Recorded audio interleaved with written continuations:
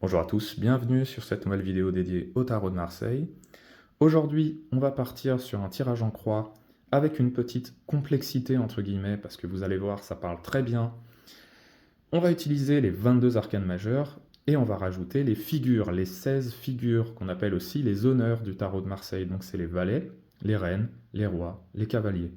Alors pourquoi il y en a 16? Parce que dans chaque figure, vous avez 4 énergies différentes qui se recoupent parfois, souvent même. Vous avez les coupes, vous avez les épées, vous avez les deniers, vous avez les bâtons.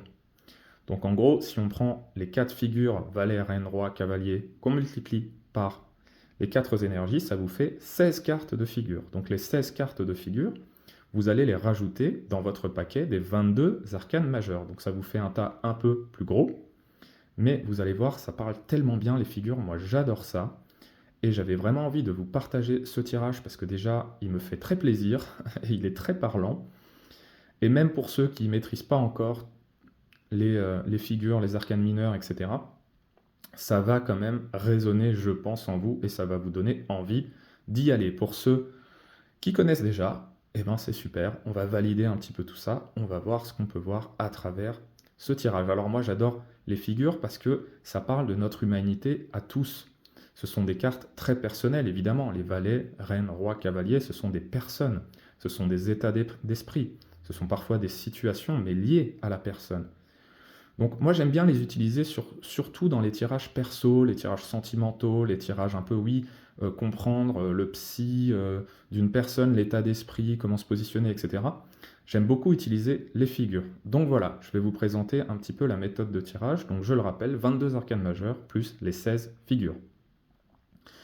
Donc là on va partir sur un tirage en croix. Je remercie beaucoup Benjamin, mon consultant. J'ai fait là une version simplifiée de sa question et de ma réponse pour les besoins de la vidéo. Mais je le remercie énormément de m'avoir permis de traduire son questionnement en une vidéo pour vous. Voilà, donc Benjamin m'a demandé, je dois revoir mon ex bientôt, ça fait plusieurs mois qu'on est séparés, on a eu pas mal de problèmes ensemble, je dois la revoir à travers une exposition, est-ce que tu peux me dire, Romain, plusieurs choses? Déjà, j'aimerais comprendre un petit peu son état d'esprit par rapport à moi et par rapport au fait de se revoir, là, à travers cette exposition, ensemble. J'aimerais aussi savoir comment moi, Benjamin, je dois ou je peux me positionner par rapport à elle. Et enfin, j'aimerais savoir, Romain, un peu la suite, ce que ça va donner tout ça. Donc moi, par rapport à la question posée, par rapport au contexte, au fait qu'il y ait deux personnes, donc Benjamin et son ex, je pars sur un tirage en croix et je vais vous en révéler un peu la méthode que moi j'ai utilisée. Alors rappelez-vous, le tirage en croix, j'en parle assez souvent.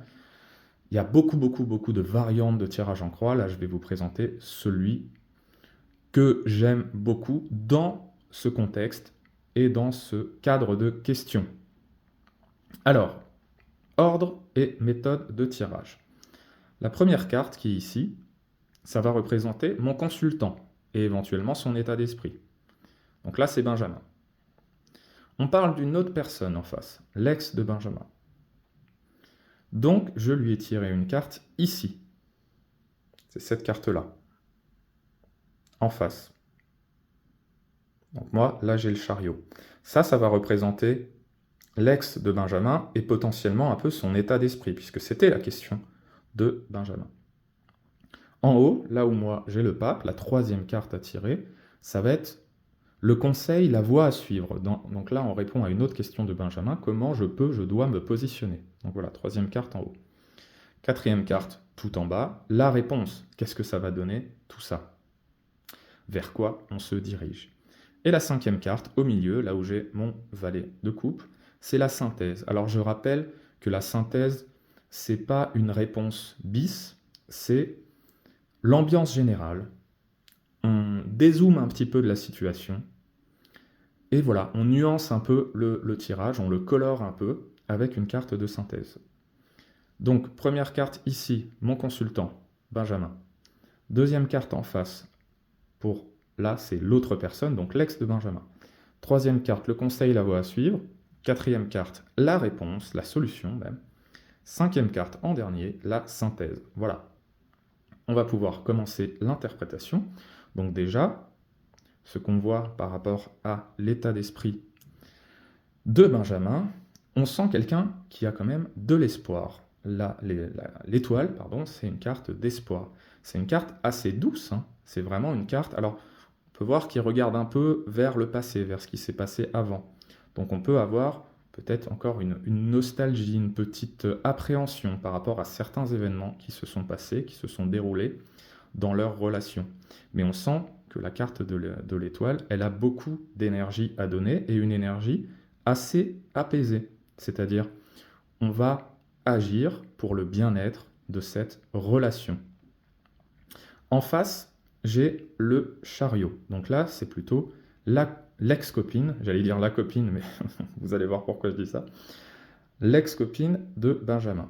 Alors déjà, si on regarde un peu les jeux de regard, on voit que ces trois cartes-là regardent dans la même direction, vers la gauche. Et j'en parlerai après, parce que les interactions entre les cartes sont très très importantes. Évidemment, je rappelle qu'on ne tire pas un tirage en croix ou un tirage de tendance ou quoi en carte par carte, on les analyse tout le temps entre elles. Moi, je saucissonne un peu pour les besoins de la vidéo, pour vous expliquer, et on regarde toujours les jeux de regard, c'est très important. Donc, alors, l'ex de Benjamin, visiblement, elle est quand même assez déterminée. On sent qu'elle va à ce rendez-vous, donc à cette expo, avec quelque chose à dire, quelque chose à apporter. Voyez ? Donc, j'ai besoin peut-être de m'exprimer, j'ai besoin de me montrer à lui, j'ai besoin d'aller vers lui. On sent qu'il y a quand même cette force attractive entre Benjamin et son ex-copine. Donc déjà, on part sur des bases plutôt positives pour la suite. On va regarder un petit peu ce qui nous attend. Le conseil, la voie à suivre, là, c'est le pape. Donc on répond déjà clairement à Benjamin en lui disant « tu peux te positionner et peut-être même tu le dois ». Ce serait bon pour toi d'être vraiment rassurant. Le pape, c'est une carte sécurisante quand même. C'est une carte ouverte. C'est une carte de très bonne communication. Donc j'ai envie de dire à Benjamin, si tu sens d'aller vers elle parce que tu sens qu'elle est réceptive, vas-y, dis-lui des choses. Peut-être tu peux même aller vers elle, j'ai envie de dire tactilement, si tu sens qu'elle est ouverte à ça. Alors, le pape, c'est pas un bourrin, c'est pas quelqu'un qui touche les gens, voilà, c'est pas un lourd du tout. C'est quelqu'un qui est respectueux, mais c'est quelqu'un qui va vers l'autre, en fait. Donc, vas-y, sois totalement relax, reste dans la communication quoi qu'il advienne, même si certains problèmes liés à votre relation, par exemple, peuvent ressortir. Va vers elle, ouvre-lui la porte et reste surtout sécurisant. Cette personne, ton ex, elle a besoin d'être sécurisée. Elle a besoin de quelqu'un de bienveillant. Et elle cherche à voir si toi, tu es cette personne bienveillante envers elle. Donc une très bonne carte de communication et même potentiellement d'union. Et ça, on verra ça par la suite. Donc ça, c'est un peu pour le conseil, la voie à suivre. La réponse, c'est intéressant. Là, on va commencer à taper dans le dur, c'est-à-dire les figures, les honneurs, et voir un peu ce que ça veut dire. Le cavalier d'épée. Alors, l'épée, c'est une carte très verbale. C'est une carte aussi qui symbolise la pensée. Donc, le cavalier, c'est le dernier degré des figures. Donc, on a les valets, les reines, les rois et les cavaliers. Donc là, on est au bout du chemin, en fait. C'est-à-dire, on est à la fois dans l'énergie du verbe et de la pensée, de la discussion, parfois même de la contradiction. Mais comme on est en bout de chemin, comme on est en cavalier, on passe dans une autre énergie. Et je vais expliquer ça parce que ça, c'est vraiment quelque chose que Jodorowsky a trouvé et que je trouve super. C'est que le cavalier, il se dirige vers l'énergie d'après, en fait. Et l'énergie d'après, l'épée, c'est la coupe. C'est-à-dire que là, notre cavalier, il arrive à la fin d'un conflit mental. Il arrive à la fin des discussions. Oui, tu m'as fait ça, c'est pas bien, c'est pas gentil, machin. Il arrive à la fin des débats, des négociations, comment ça a été avant, tout ce qui est parlotte, on va dire, alors c'est pas péjoratif, mais tout ce qui est débat sur, et discussion sur la relation, on arrive au bout, on résout le problème, on résout les problèmes. Et ensuite, on passe dans la coupe, et la coupe, peut-être tout le monde ne le sait pas, mais la coupe, dans le tarot de Marseille, c'est les émotions, c'est l'amour, c'est l'émotionnel. Donc on arrive au bout des débats, au bout du conflit mental, cérébral, pour passer sur le chemin, sur la voie de l'amour. Et c'est ça qui est très important à noter. On a d'ailleurs une coupe au milieu avec notre valet de coupe, c'est-à-dire que l'ambiance un peu générale, on n'est pas, je pense, sur une reprise immédiate de la relation, même si pour moi, on va clairement dans la bonne direction.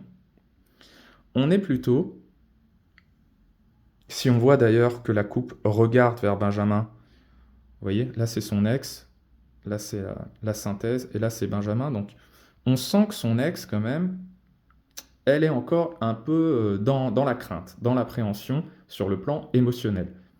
Donc ça peut être une personne qui a encore des doutes sur le fait que la relation puisse marcher. On sent qu'il y a encore des émotions. C'est-à-dire, moi je pense que son ex est toujours dans les sentiments amoureux par rapport à Benjamin. La coupe, dans le tarot de Marseille, c'est les émotions, c'est l'amour. Hein. Donc on sent que ça colore vraiment le tirage, cette idée émotionnelle. Il y a toujours des sentiments. Mais je suis en valet. Le valet, c'est le premier degré, je vous rappelle, valet, reine, roi, cavalier.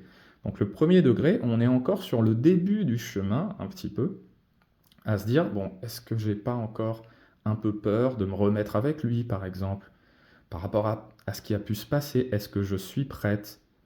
Est-ce que je peux exprimer mes sentiments sans crainte, en toute sécurité? On a encore cette forme d'hésitation dans le valet.